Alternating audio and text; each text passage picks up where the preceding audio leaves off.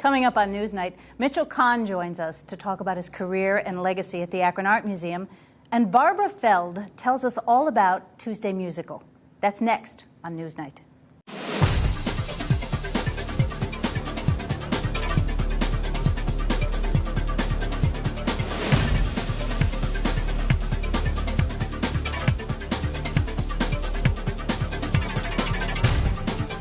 Welcome to NewsNite for December 7th, 2012. This week's program is about arts. It's rather art-centric because we're going to be talking about visual and musical arts. A little later in the program, Barbara Feld will join us to talk about the 125-year-old Tuesday Musical. But right now, we welcome Mitchell Kahan, who for the past 26 years has been the CEO and Executive Director of the Akron Art Museum. And in about 3 weeks, Mitchell is going to be stepping down from that role and going on to a new part and a new adventure in his life. Mitchell, welcome to joining us. It's good to be here, Jody. I have to ask you, you have now had 26 years at the Akron Art Museum. It's one of the longest tenures for a museum director. Did you ever think in 1986 that you would spend the majority of your career in Akron? No, hardly. I thought I'd come here for 3 or 4 years and then be on to something else. What was it that made you stay? What was it that made me stay? Well, Akron Art Museum is really, it's a great place. There's something about small and medium-sized institutions and small and medium-sized cities where you can experiment, you can be more innovative, you can have a bigger impact, you can take risk, and the larger you get, the more predictable things are. Well, the museum is quite a bit different than it was when you came here 26 years ago. And I want to talk about some numbers to give our viewers a perspective here. How has the square footage of the museum changed? Well, we were 25,000 square feet. Now we're about 84,000 square feet, so it's more than tripled. And the collection has more than doubled from 2,500 objects to over 5,000. And you have an endowment now? We have a nice endowment. We had a $2.5 million endowment when I came. That only would generate about $125,000 a year. It's not much. Now the endowment is pushing $25 million. How about staff? Your staff has changed. The staff has changed. We had, I don't know, maybe around 20 people, and now we have 24, 25 full-time positions and about 20 part-time. Let's talk about the Capital Campaign, which has got to be a hallmark of your career. The Capital Campaign raised almost $45 million for the museum, and it was done during a time of economic challenge, was it not? You can say that again. In fact, we've done, since I've been here, 3 endowment campaigns that's building up our investment portfolio, and then 1 campaign for expansion of facilities. And we started our capital campaign to expand the facility right before the technology market crash in 2002, and then the recession in 2001. So it got a very rocky start. What we thought would take 2 or 3 years ended up taking 7 years.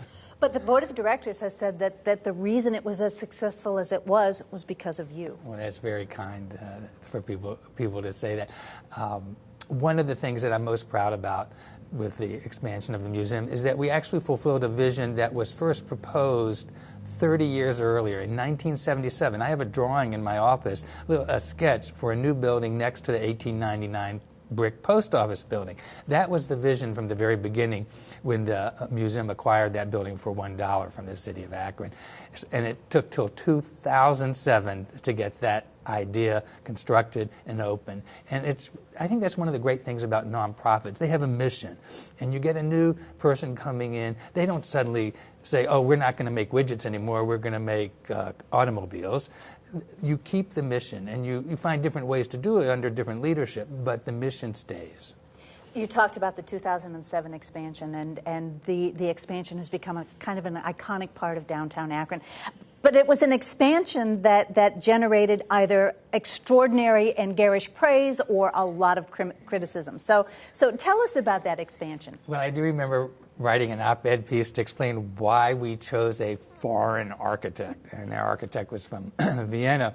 But it seemed to me that the museum had to be a leader in 2 things. One, creating a vision of the city for the 21st century, and expanding on our business opportunities abroad. Akron's rubber industry is not a local industry. It's a worldwide industry. And the arts had to reflect that aspect of the city. So having a competition that invited architects from all over the world was really not very different from what Goodyear does with its markets all over the world. Was the dream just a dream, or has the reality become even better than that dream? It really has worked out the way we wanted, and part of that is, despite the fact the building looks so unusual, it's not four square, it's actually very functional. The architects were incredible because they listened to what our needs were. They very elaborately plotted out with us what we had to use each space for, and so in terms of the interior function, it's really pretty fabulous.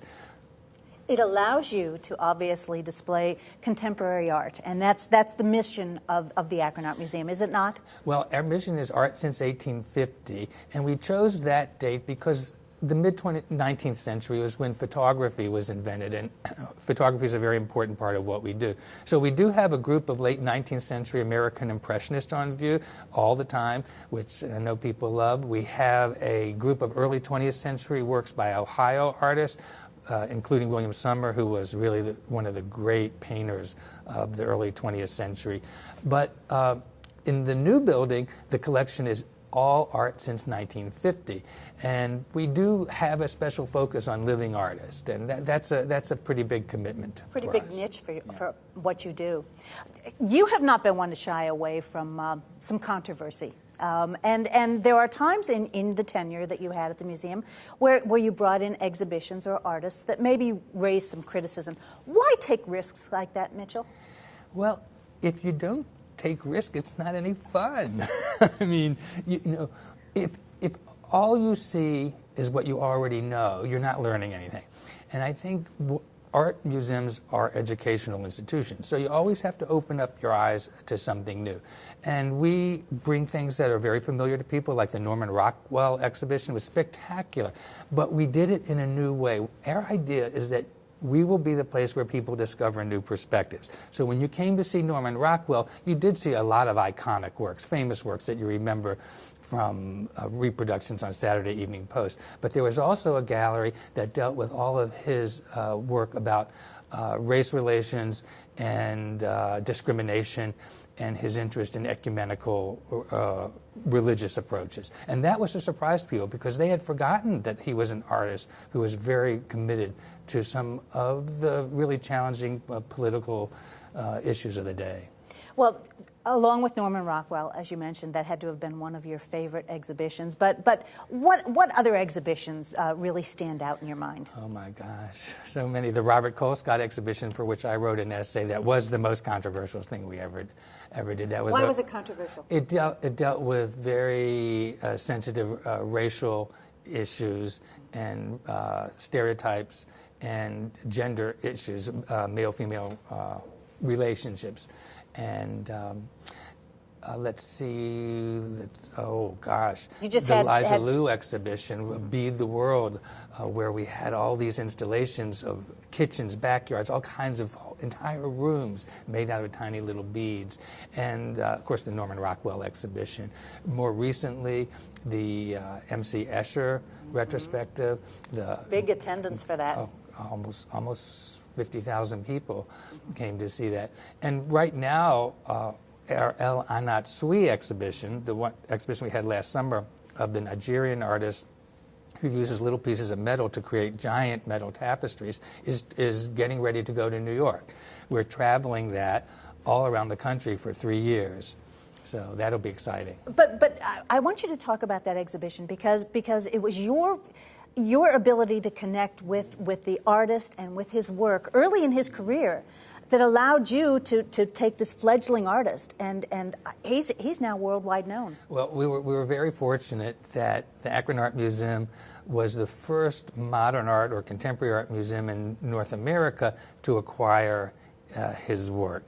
Previously, he'd been, segregated into African art collections because he's a very famous artist in Africa, but the contemporary art collectors really didn't know about him. And we bought that work, and then subsequent to our buying the work, he had a big exhibition in Venice at the Venice Biennale, which is the most important contemporary art event globally, and suddenly he was an overnight sensation, by the way, after working 40 years. You know, True.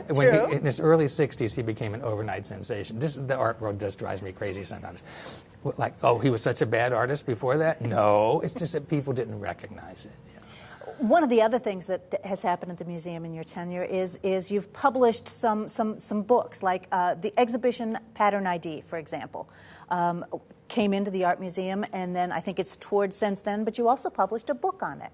What does that do for the stature of a museum in the art world? Well, I think it's important if you are not just a venue. You want to produce things. You want to generate ideas. You want to contribute to the dialogue around culture, around art, about any of the items that art deals with, from religion to politics to all kinds of contemporary philosophy.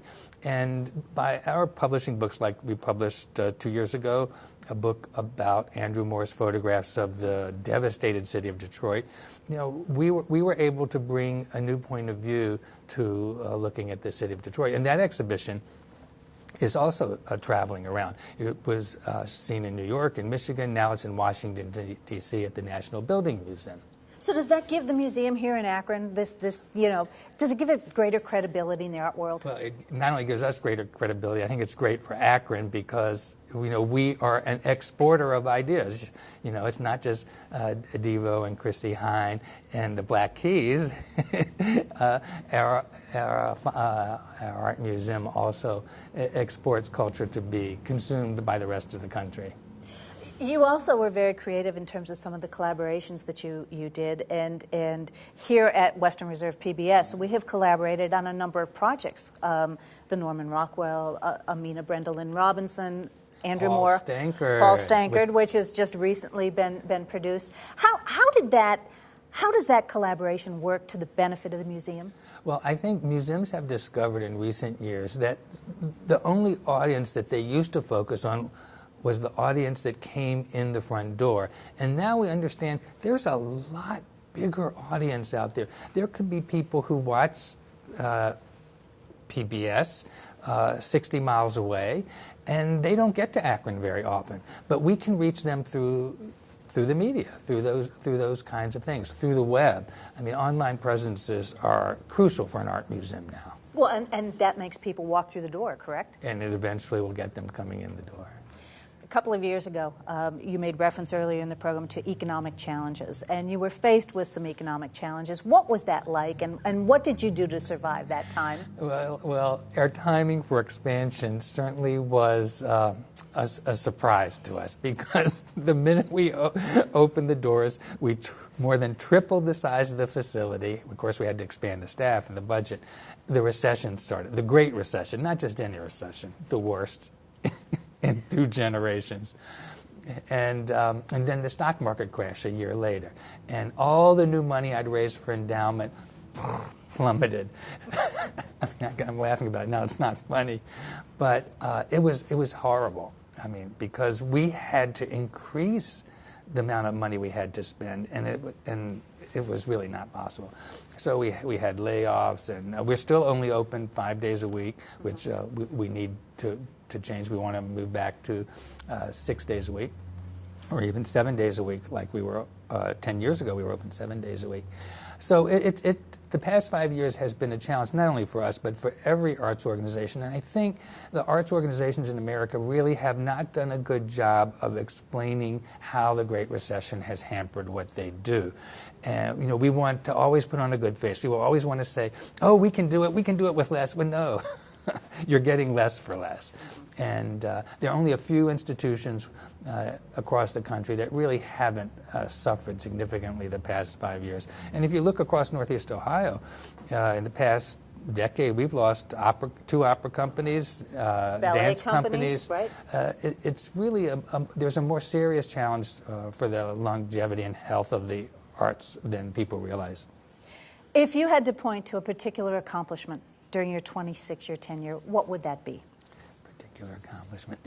It would be a toss-up between building the permanent funds, the endowment to buy art, which did not exist at all when I came here, zero, and the structure, the expansion, which allowed us to finally show the collection that belongs to the people of this community.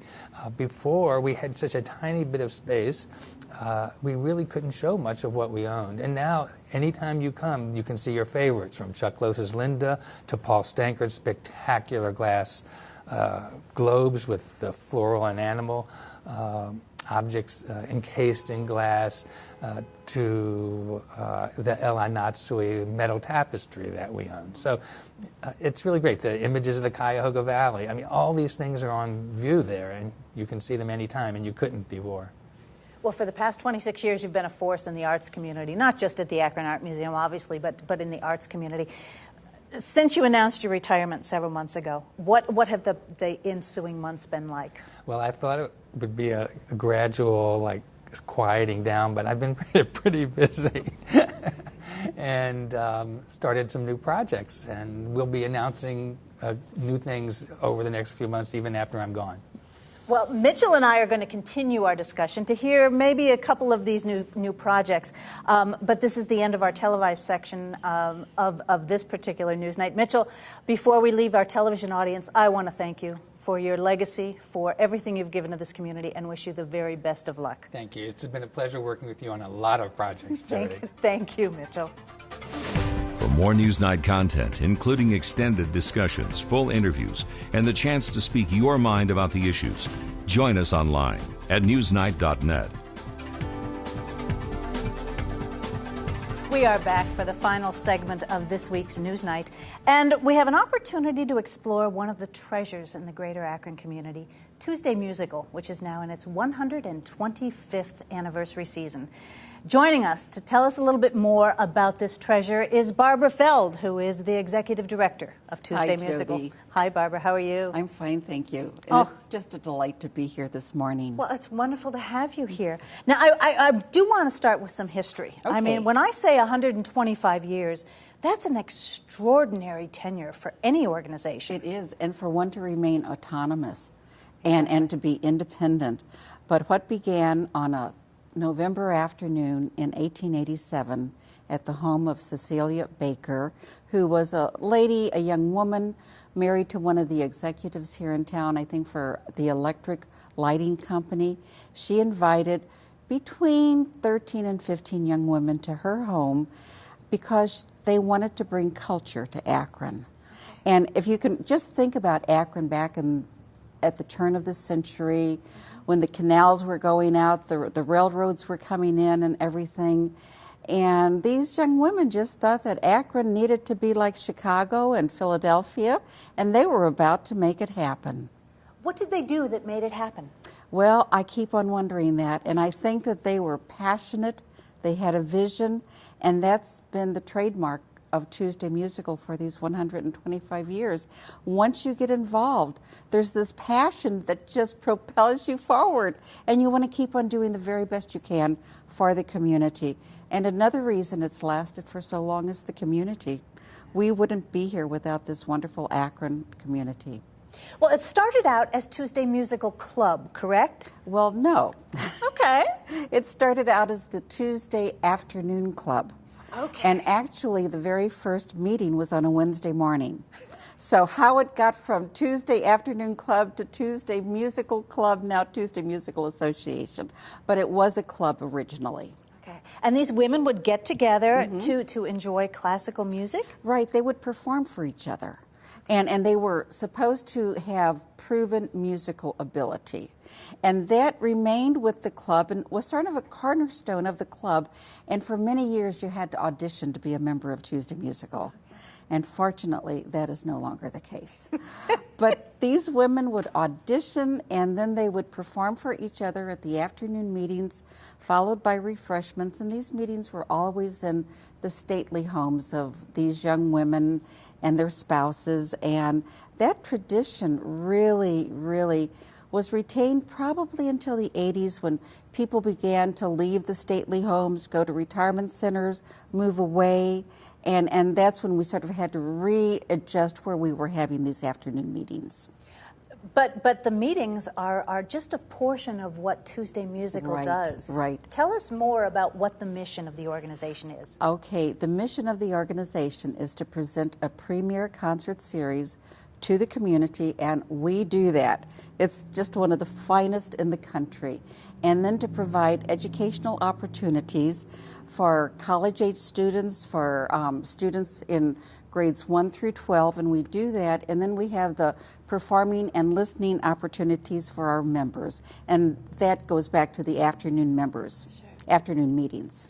And that still continues to today? It still continues. That's the one thing that's probably, that heralds back to that original meeting back in 1887. We still do that. Well, you talked about the concert series, and I mean, when you say it's been some of the best, it has been. Oh, it has been. Give us an idea of some of the performers that you have brought to the Akron community. Well, in 1895, that's when the first public concert series was established.